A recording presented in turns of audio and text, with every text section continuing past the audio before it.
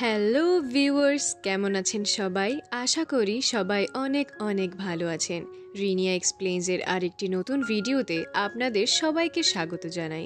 Episode 4 upload করতে অনেক দেরি হলেও এপিসোড 5-এ আমরা খুব একটা দেরি করব না। চলুন কথা না বাড়িয়ে আমরা মূল ভিডিও স্টার্ট করে ফেলি। এপিসোডের শুরুতেই আমরা জিয়ংকে শাহী রন্ধনশালায় দেখতে পাই। সে মাছগুলোকে জোরে জোরে বাড়ি মারছিল এবং তাকে দেখে অনেক রাগান্বিত মনে হচ্ছিল। তার চোখের নিচে কালো দাগ পড়ে গিয়েছিল। গিলগাম তখন জিয়ংকে জিজ্ঞেস করে, আপনার কি হয়েছে? আমাকে বলুন না, কাল রাত থেকে আপনি এরকমই করছেন। তখন জিয়ং বলে, ওর সাহস কি করে হলো আমার সাথে এমন করার? আসলে গতকাল রাজা এবং জিয়ং এর মধ্যে যে ব্যাপারটি হয়েছে সেটা নিয়েই জিয়ং এখন রাগান্বিত ছিল। কিন্তু এখানে রাগান্বিত হলেও কিচ্ছু করার নেই। তারা রাজার জন্য খাবার বানিয়ে রাজার কক্ষে যায়, কিন্তু জিয়ং এর ডাইনি মার্কা চেহারা দেখে রাজা কিছু ফ্ল্যাশব্যাক মনে করে।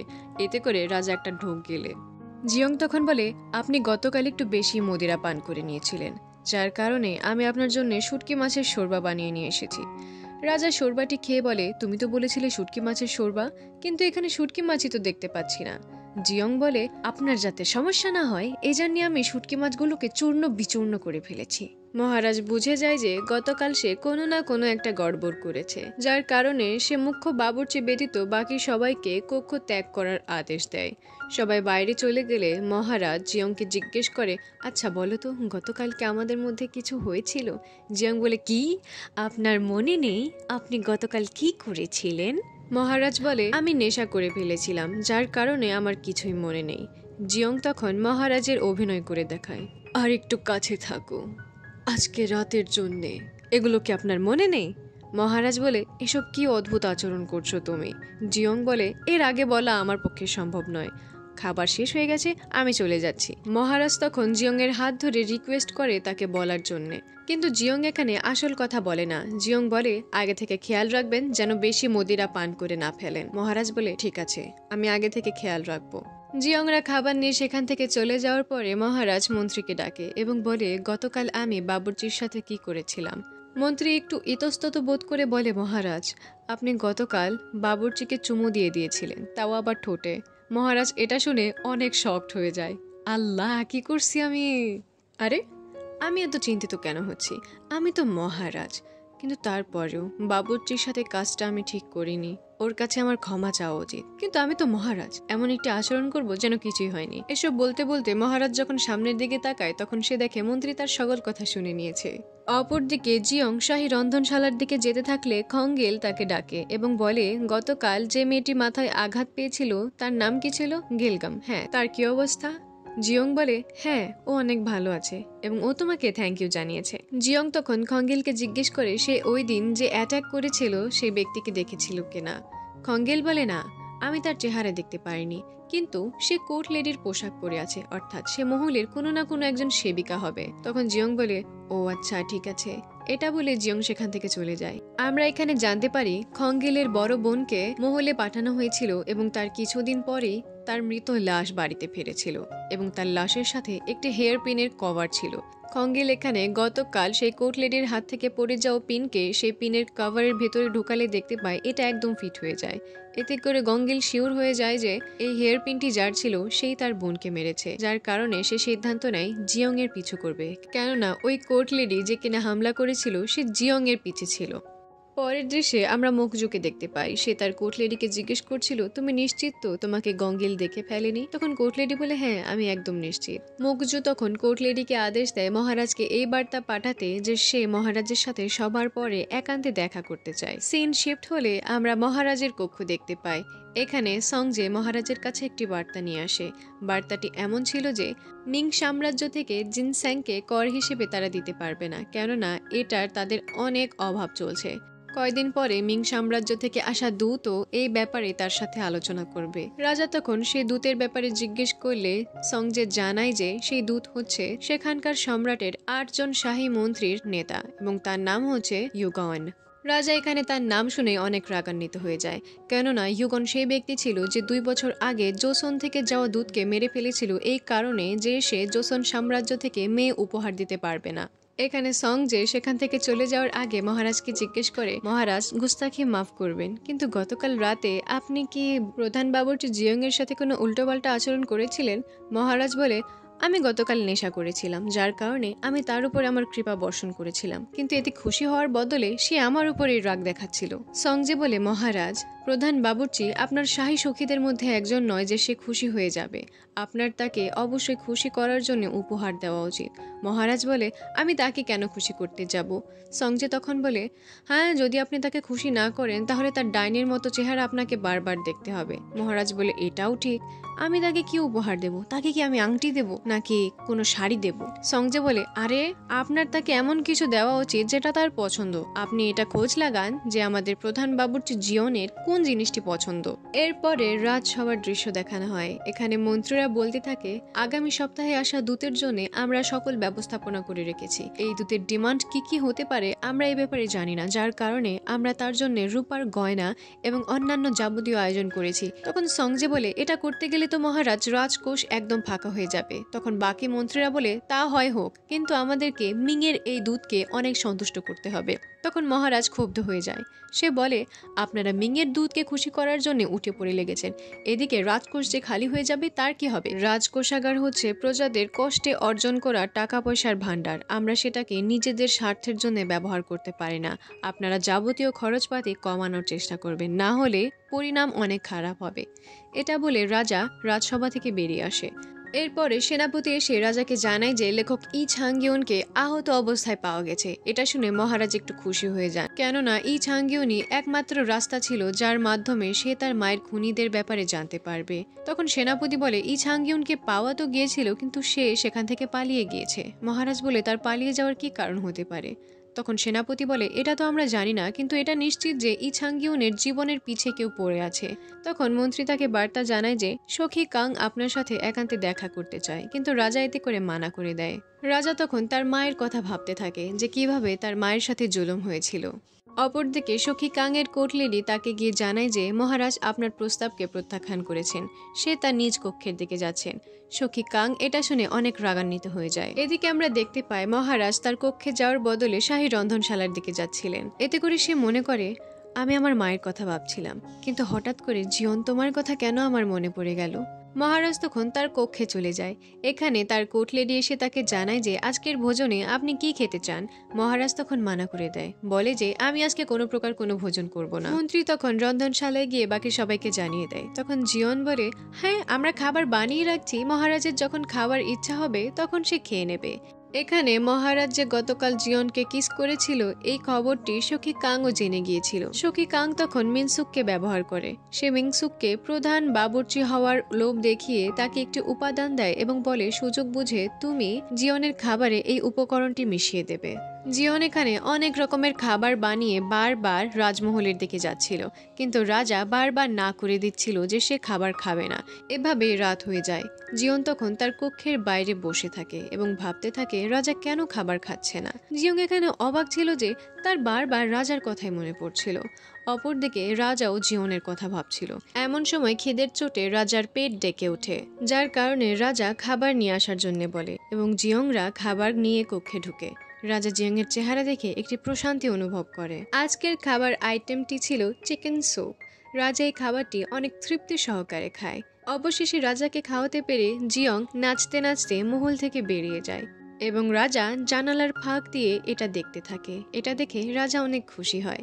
রাজা তখন মনে মনে বলে, না জানি কেন তোমাকে দেখলে আমার হৃদয় বারবার স্পন্দিত হতে থাকে। পরের দিন এমন একটি দিন ছিল যে দিনে রাজকুমার জিসেং মহারাজের সাথে দেখা করেন, যার কারণে শাহী রন্ধনশালায় আদেশ আসে তারা যেন আজকে বিশেষ কিছু খাবার বানায়।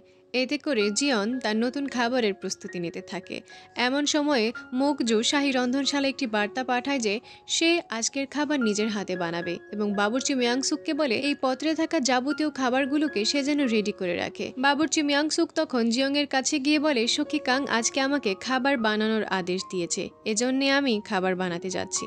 তখন জিয়ং বলে, ও মহারাজের খাবার তাহলে আজকে সখী কাং বানাবে, কিন্তু আমাদের কাছে মহারাজের কাছ থেকে কোনো আদেশ আসেনি, এজন্যে আমাদেরকে যে আদেশ দেওয়া হয়েছে আমরা সেটাই পালন করব। তোমাকে সখী কাং যে আদেশ দিয়েছে তুমি সেটাই পালন করো। তখন এখানে জিয়ংরা তাদের মতো খাবার বানাচ্ছিল এবং মিয়াংসুকরা তাদের মতো খাবার বানাচ্ছিল। খাবার রেডি হওয়ার পরে সেখানে সখী কাং আসে এবং খাবারকে চেখে দেখে। সখী কাং খাবারটি চেখে মিয়াংসুককে বলে, সাবাস, তুমি অনেক ভালো খাবার বানিয়েছো।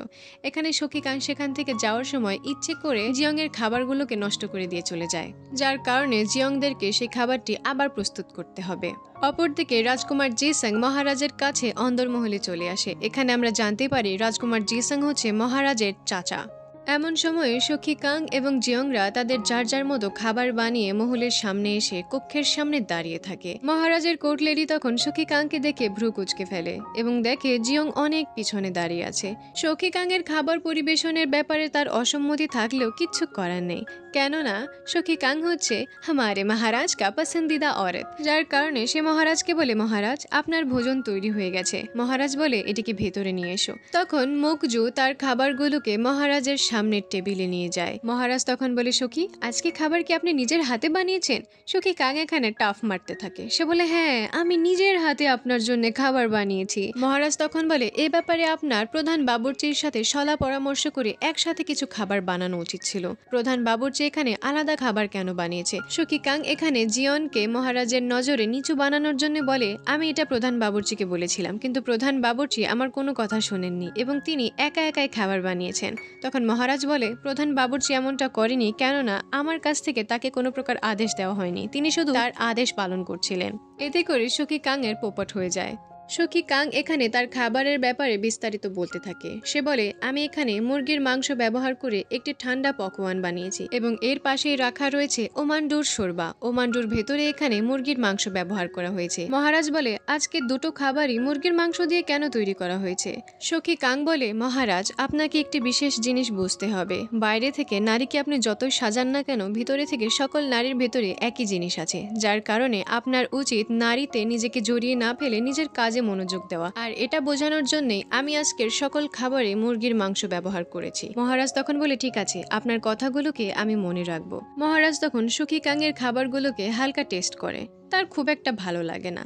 তখন সে প্রধান বাবুর্চিকে জিজ্ঞেস করে, আপনি আজকে কি বানিয়েছেন? রাজকুমার জেসাং তখন জিয়নের দিকে তাকায় এবং সে দেখতে পায় এই মেয়েটি এত সুন্দরী এবং এত প্রফুল্ল মেজাজে। রাজকুমার এখানে জিয়নের রূপের লোভে পড়ে যায়। জিয়ন তখন তার খাবারের ব্যাপারে বিস্তারিত বলতে থাকে। তার খাবারের নাম হচ্ছে স্নিটজেল। এটা উচ্চারণ করতে গিয়ে আমারই দাঁত ভেঙে গেছে। মহারাজ আর রাজকুমারের কথা আমি বাদই দিলাম। এখানে মুরগির মাংসের একটি পাতলা পরত তৈরি করে সেখানে মশলা এবং আটার মিক্সচার দিয়ে সেটাকে ভাজা হয়েছে এবং এর উপরে টার্টার সস ব্যবহার করা হয়েছে, যেটা একটু টক এবং একটু মিষ্টি, এবং পাশে রাসবেরির সস লাগানো আছে। মহারাজ তখন সেই খাবারের স্বাদ গ্রহণ করে। মহারাজ এবং রাজকুমার জিসাং সহ এখানে কোর্ট লেডিরও খাবারটি প্রচন্ড রকমের ভালো লাগে। তারা সবাই এই খাবারের প্রশংসা করতে থাকে। তখন জিয়ং বলে, মহারাজ পাশে থাকা শেকড় বাকড়কেও আপনি একটু চেখে দেখুন। মহারাজ সেটা চেখেই দেখে সেটা অনেক কড়া। তখন জিয়ং বলে, মহারাজ আপনাকে বুঝতে হবে, কিছু জিনিস তিক্ত হলেও এগুলো আমাদের স্বাস্থ্যের জন্য অনেক উপকারী, এজন্য আপনাকে শিকড় বাকড়কে উপেক্ষা করা উচিত নয়। তারা তখন জিয়ং এর খাবারকে তৃপ্তি সহকারে খায় এবং খাবার শেষ হলে আমরা দেখতে পারি সখী কাং এর খাবার যেমনটা ছিল তেমনই আছে। রাজকুমার জেসাং তখন মহারাজকে বলে, মহারাজ সখী কাং এবং প্রধান বাবুর্চি জিয়নকে কিছু উপহার দেওয়া উচিত। তখন রাজকুমার জেসাং সখী কাংকে জিজ্ঞেস করে, তোমার কি জিনিস পছন্দ? সখী কাং বলে, আমার জন্য মহারাজের সুস্বাস্থ্যই অনেক বড় একটি উপহার। এটাতে রাজকুমার জিসাং বলে, বাহ, তুমি অনেক নেক দিল মানুষ। এরপরে রাজকুমার জিসাং জিয়ংকে জিজ্ঞেস করে, আপনার কি পছন্দ? তখন জিয়ং বলে, আমি তো বাবুর্চি মানুষ, আমার রান্নার সামগ্রী এবং সবজি, মাছ, মাংস এসব দেখলে অনেক ভালো লাগে, আর সাংগুয়ানে তো এগুলোর কোনো অভাব নেই, এজন্য আমার কোনো জিনিস দরকার নেই। এখানে জিয়ং এর সাথে মহারাজকে এত খুশি দেখে সখী কাং এর অনেক জেলাস ফিল হয়। আরেকটা কথা, এখানে আমি একটি গুরুত্বপূর্ণ সিনকে স্কিপ করে গিয়েছি, সেটা আমি এখন বলছি। এখানে গত রাতে রাজকুমার জিসাং সালগোজি জঙ্গলে মহারাজের উপরে যে ব্যক্তি হামলা করেছিল সেই কিম ইয়ংসং এর সাথে দেখা করতে যায় এবং বলে তুমি এমনটা কেন করেছো, তুমি কি নিজের মৃত্যু ডেকে আনতে চাও নাকি? তোমাকে বলেছিলাম যা করব একসাথে করব, তাহলে তুমি কেন একাই পদক্ষেপ ওঠালে?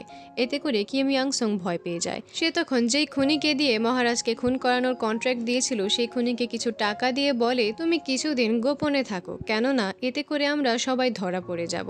লোকটি তখন সেখান থেকে চলে যেতে নিলে রাজকুমার জিসাং এর সহকারী তার উপরে হামলা করে এবং এতে করে লোকটির বাহুতে আঘাত লাগে। লোকটি কোনো মতে সেখান থেকে পালিয়ে যায়। আমরা জানতে পারি লোকটি আর কেউ নয় বরং রাজ বিদূষক গঙ্গেল। সহকারী তখন রাজকুমার জিসাং এর কাছে এসে বলে আমরা তাকে ধরতে পারিনি। জিসাং এখানে অনেক রাগান্বিত হয়ে যায়। সে তখন সহকারীকে বলে তোমরা যদি আগামীবার তাকে ধরতে না পারো তাহলে আমি তোমাদের গলা কেটে দেব। এরপরে আমরা আবার বর্তমানে চলে আসি। এখানে মহারাজ আজকে যে খাবারটি খেয়েছিল সেই খাবারটির ব্যাপারে মাঙ্গুন রোগ নামের সেই ডায়েরিতে লিখতে থাকে। সে এখানে জিয়ং এর ব্যাপারে ভাবতে থাকে। এর পরের দৃশ্যে আমরা দেখতে পারি সংজে তার বাবার সাথে সলা পরামর্শ করছে কিভাবে মহারাজকে জিয়ং এর জন্য পাগল বানানো যায়। তখন তার পিতা বলে মহারাজ এখন কি ভাবছেন? সংজে বলে মহারাজ তো বাবুর্চির জন্য কোনো একটি উপহারের চিন্তা ভাবনা করছে। তখন হঠাৎ জিয়ং এর ব্যাগের কথা সংজের মাথায় আসে। সংজে বলে ও হ্যাঁ, ডাইনি তো একটি থলে খুঁজছে, সেই থলে তো আমি আমার কাছে রেখে দিয়েছিলাম। পরের দিন সংজে মহারাজকে সেই থলেটি দিয়ে বলে আপনি এই থলেটি জিয়নকে উপহার দিলে সে অনেক খুশি হয়ে যাবে। সংজে এখানে আরও জানায় যে মিং সাম্রাজ্য থেকে ইউগন তার সাথে 3 জন প্রসিদ্ধ বাবুর্চি নিয়ে আসছে মহারাজকে প্রলোভিত করে তাকে দিয়ে নিজেদের কাজ হাসিল করার জন্য। আমরা জানতে পারি মিং সাম্রাজ্য আসলে প্রাচীন চাইনিজ সাম্রাজ্যকে বলা হতো। পরের দিন বৃদ্ধ মন্ত্রী জিয়ংকে একটি জায়গায় নিয়ে যায়। জায়গাটির নাম ছিল ছাংওয়ানসো। জিয়ং ভেতরে গেলে দেখতে পারে এটা হচ্ছে এমন একটি জায়গা যেখানে রাজ পরিবারের জন্য ফসল, ফল, মূল এবং ফুল উৎপাদন করা হয়। জিয়ং এটা দেখে অনেক খুশি হয়ে যায়, কেননা এটা সে ইতিহাসে পড়েছিল। এটা ছিল পৃথিবীর প্রাচীনতম গ্রিন হাউস। সে তখন গ্রিন হাউসটিকে ঘুরে ঘুরে দেখছিল। তখনই এখানে টিপিক্যাল কে ড্রামার হিরোর মতো আমাদের মহারাজ লি হিয়নের এন্ট্রি হয়। মহারাজ তখন জিয়নকে বলে তোমার কি এই জায়গাটা ভালো লেগেছে? জিয়ন বলে হ্যাঁ, এই জায়গাটা আমার অনেক ভালো লেগেছে। এখানে হাঁটতে হাঁটতে তারা একটি জায়গায় গেলে মহারাজ বলে এখানে আমরা বিষাক্ত পদার্থ উৎপাদন করে থাকি, এটার কাছে যেও না। জিয়ং তখন দেখতে পায় বিষাক্ত গাছটি আসলে ছিল মরিচ গাছ। জিয়ং বলে আরে পাগল নাকি, এগুলো তো মরিচ গাছ, এগুলোকেই তো আমি খুঁজছিলাম, এটা দিয়ে তো আমি মরিচের পেস্ট বানাতে পারবো। গাছটি দেখে জিয়ং অনেক খুশি হয়ে যায়। মহারাজ বলে এইটুকুতে তুমি খুশি হয়ে গেলে? তখন জিয়ং বলে হ্যাঁ, আমি অনেক খুশি এটা দেখে। তখন মহারাজ বলে তাহলে এটাকে তুমি কি বলবে? জিয়ং তখন বলে এটা কি? মহারাজ বলে এটা হচ্ছে তোমার থলে, আমি এটাকে পেয়ে গিয়েছি। এটা দেখে জিয়ং এতই খুশি হয়ে যায় যে সে মহারাজকে হাগ করে বলে থ্যাংক ইউ, যার ফলে আমাদের মহারাজ লজ্জা পেয়ে যায়। মহারাজ তখন জিয়ংকে বলে ওই দিনের আচরণের জন্য আমি আন্তরিকভাবে দুঃখিত। তখন জিয়ং বলে আপনি কি আমাকে সরি বলছেন, অর্থাৎ ক্ষমা চাইছেন? মহারাজ বলে হ্যাঁ। তখন জিয়ং বলে কেন? মহারাজ তখন মনে মনে বলে কেননা আমি তোমাকে পছন্দ করে ফেলেছি। কিন্তু সে এটা মুখে বলে না, সে অপর দিকে ঘুরে বলে কেননা তোমার খাবার আমার অনেক ভালো লাগে। জিয়ং বলে এটা তো আপনি এদিকে ঘুরেও বলতে পারতেন। জিয়ং তখন আস্তে আস্তে মহারাজের কাছে গিয়ে তাকে জিজ্ঞেস করতে গেলে মহারাজ পিছনে সরতে থাকে। এতে করে মহারাজ পা ফসকে নিচের দিকে পড়ে যেতে নিলে জিয়ং তাকে হাত বাড়িয়ে দেয়, কিন্তু এখানে জিয়ংও তার উপরে পড়ে যায় এবং এই সিনটির মাধ্যমে এপিসোডটি শেষ হয়ে যায়। এটা তো আরো ইন্টারেস্টিং এপিসোড। যাই হোক, এপিসোড 6 দেখার জন্য অবশ্যই আমাদের চ্যানেলে চোখ রাখুন এবং সাউন্ডের কোয়ালিটির জন্য আমি আসলে আন্তরিকভাবে দুঃখিত যদি আশেপাশে কোনো বাড়তি সাউন্ড আসে। আপনারা যদি ভিডিওটি পছন্দ করে থাকেন অবশ্যই কমেন্টে জানিয়ে যাবেন, লাইক করে যাবেন, সাবস্ক্রাইব করে যাবেন।